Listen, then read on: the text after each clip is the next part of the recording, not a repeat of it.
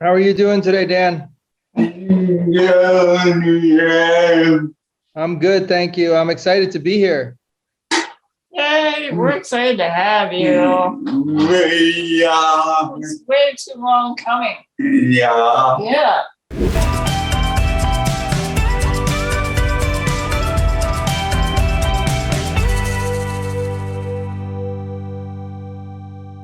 You are an entrepreneur of pure audio video, a home system business in the Fort Lauderdale area, Miami area.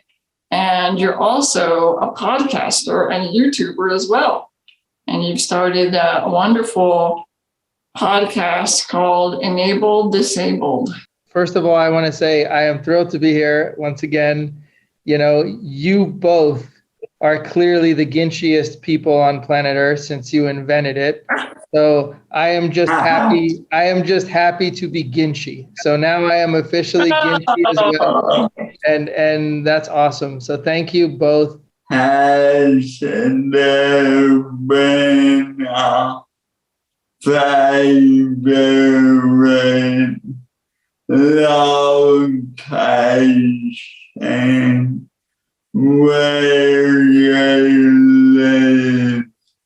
So I was born in a very, very small town in Brazil, all the way at the south, called Caxias do Sul. And when I was 2 years old, my parents moved to the US, and we spent a little bit of time in New Orleans, a little bit of time in Baltimore, Maryland. And then most of my growing up was done in Southern California around Los Angeles. Do you feel comfortable talking about the type of disability that you have? Of course, I do. Okay.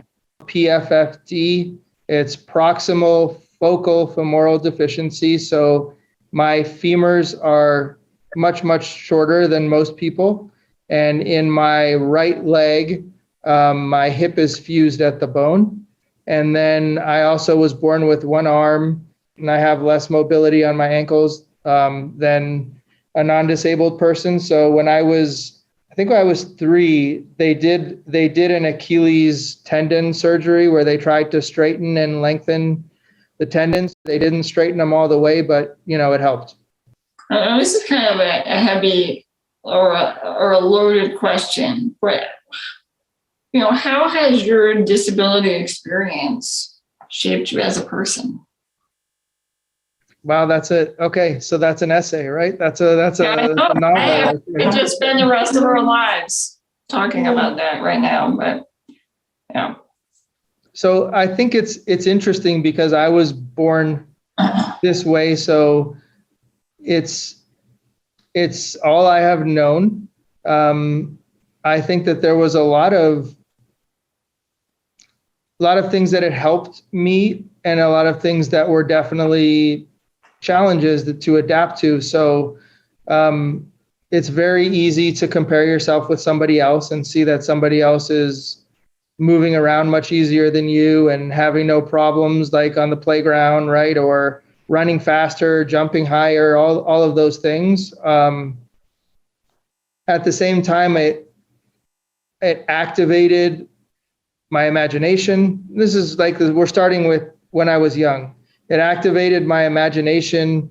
It really taught me to differentiate the people who I wanted to spend time with and who were going to make the effort to understand me or see me as a person. Even though that concept wasn't really formed in my head, there was something intuitive there.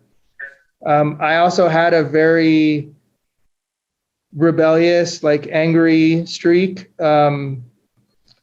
When I was in restaurants as a young boy and adults would stare at me, I would lose it. And I would yell at them from across the restaurant, or I would walk up to the table and start, just in their face, what is your problem with me? What's your deal? And that was fun. I know you guys know. I just have a hard time imagining that. Yeah, I really do. Wow. Yeah. And it's so polar opposite from me. I would never have the guts to come up to somebody who's staring at me. Yeah, it's fascinating. Yeah, it was interesting because I could forgive the kids because in my head, I was like, well, the kids don't know any better, so it's okay. I can forgive that.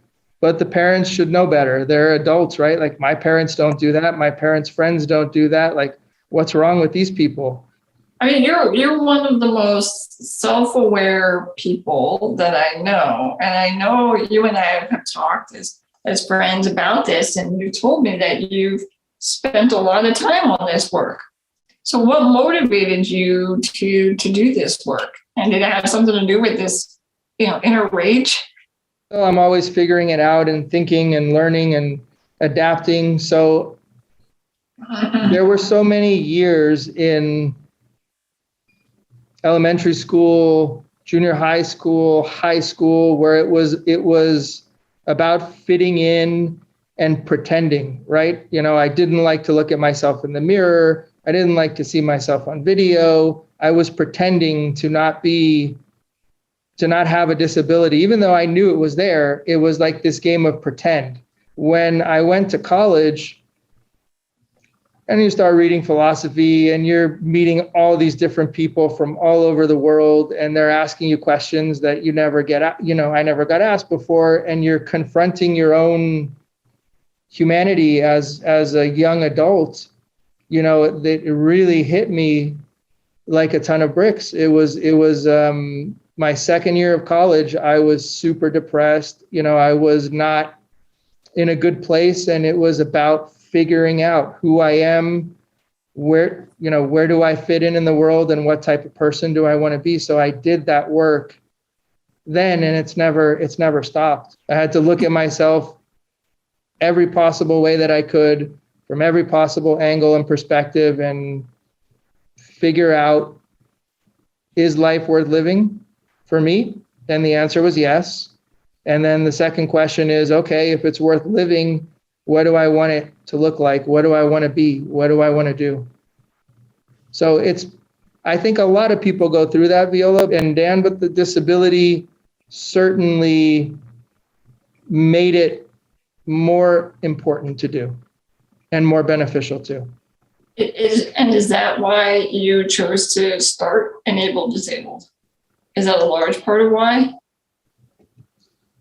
That is a large part of why, and it's also about giving people. I don't know where this Enable Disabled project is going to go, and I'm excited about it. But I think that's it. I did some counseling at the Rehab Institute of Chicago in the mid '90s, and it was so rewarding. That's one of my big regrets, that I got away from that, because I was talking to a lot of parents who, they were there because their kids had some type of physical disability. And for those parents to talk to me and see me and understand my experiences and see that I was doing okay, it was enormously important for them. And Enable Disabled is a way to not only for me to share that story, but more importantly for other people with various disabilities to share their stories, share your adaptations, who you are. Let's not minimize the challenges and the struggles and the difficult times, but let's paint a bigger, wider, deeper picture of who we are as human beings. Yeah, and what's really interesting about your podcast and YouTube channel is that you're not just singling or focusing on the disabled community. You also expand that to folks who don't have disabilities, who are touched by disability in some way, either professionally or personally. And I think that's important to bridging that gap and helping people to have a better understanding of the disability experience.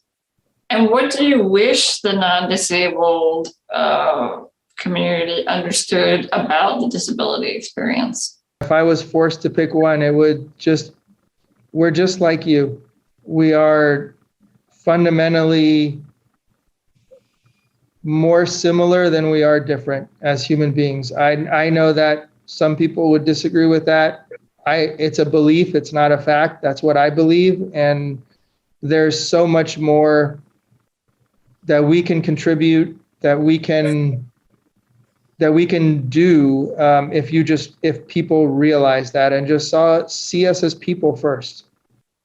How did you and your brother decide to start your own business?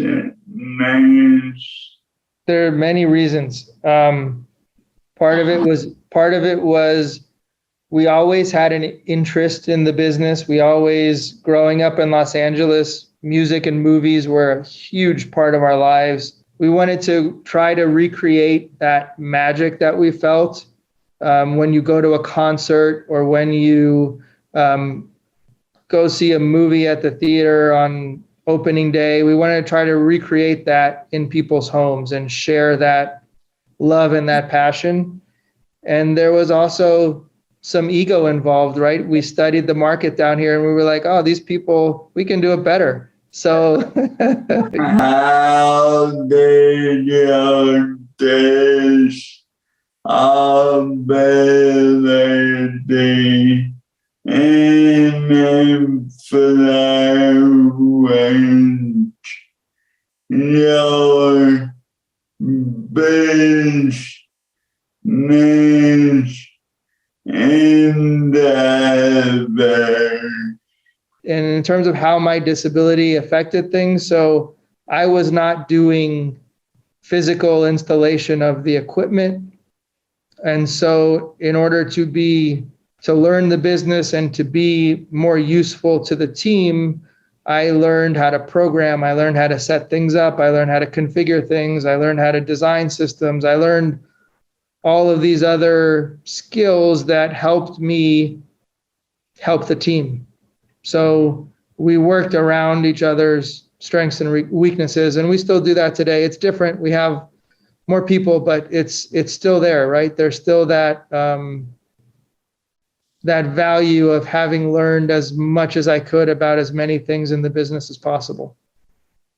Do you have any guidance or advice for those who are considering starting a business and maybe living with a disability that stay on the sidelines and think, I don't know if I could do it?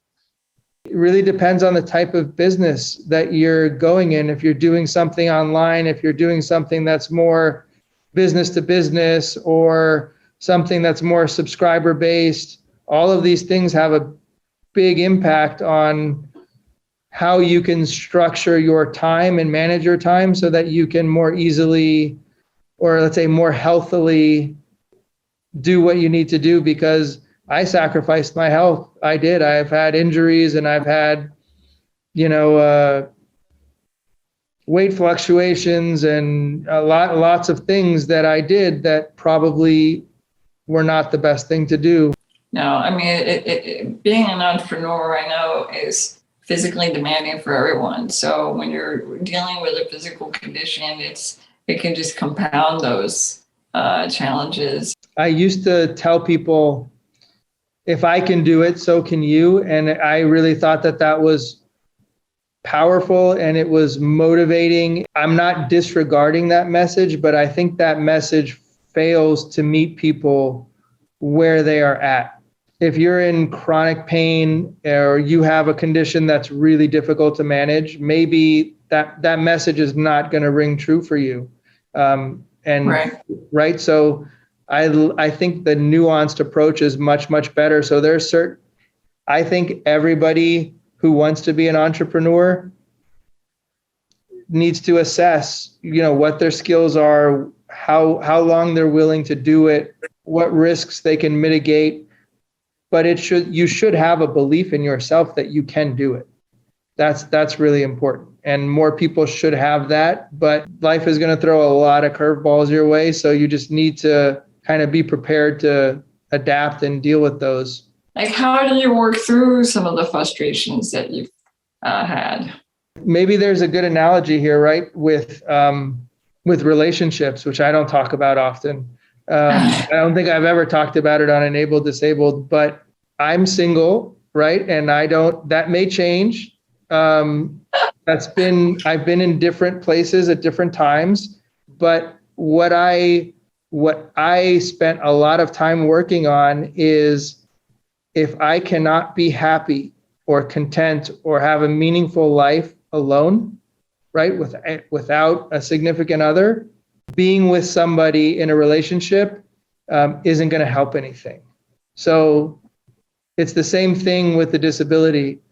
I have the capacity to adapt, to work with it, to deal with it, to have it just be a part of my life. Sometimes a big part, sometimes not so much. And it's all that mental, spiritual work.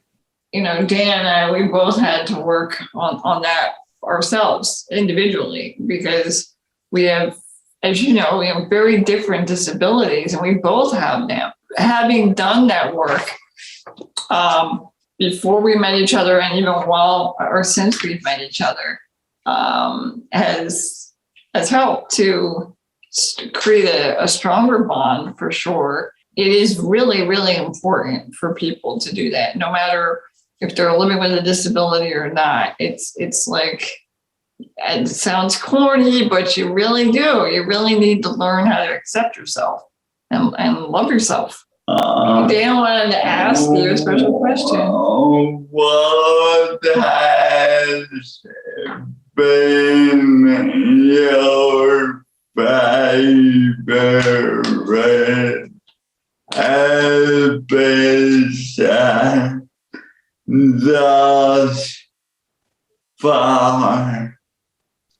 I haven't seen all of them, but I've seen a lot. So I will watch all of them, because I love the content. So I'm gonna say 2 episodes so far, like, really stuck out to me. The first one was when you were doing that push for 1,000 subscribers, and you were out in the power chairs outside, and you had your friend there doing like the music and the goofiness. That was awesome. I really enjoyed that episode. Was that when Dan was dancing merengue? Was that? Yeah. Might have been. Dan, you got some dance skills you need to pull out more. All right. Okay, duly noted. Yeah.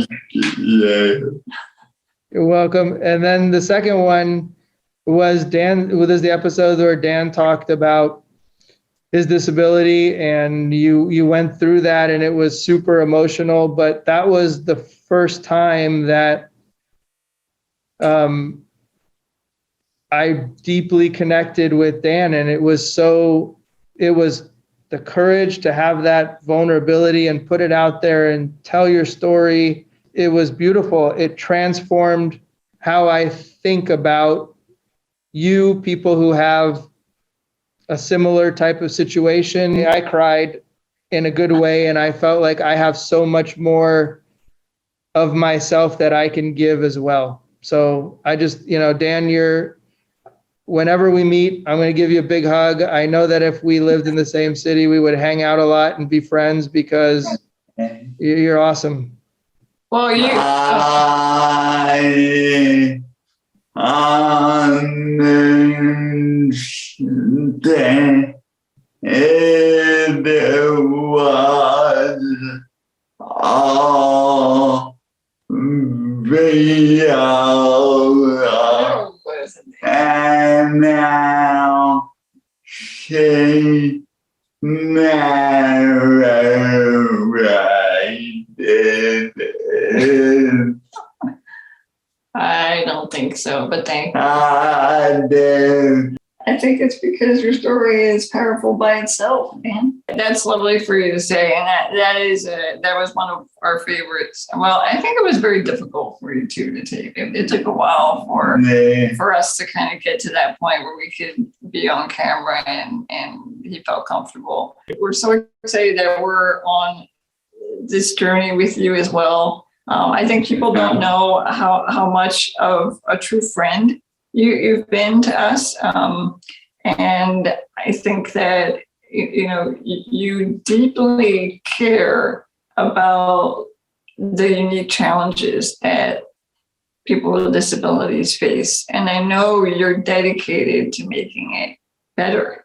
And I think that already sets you apart from a lot of other people. I feel it's an honor to know both of you, and I didn't expect having a podcast would give me the opportunity to connect so deeply with so many people, and it's been beautiful to experience that so far and to develop friendships and connections and collaborations. Thanks so much, Gus, for joining us. You're welcome. Thank you so much for having me.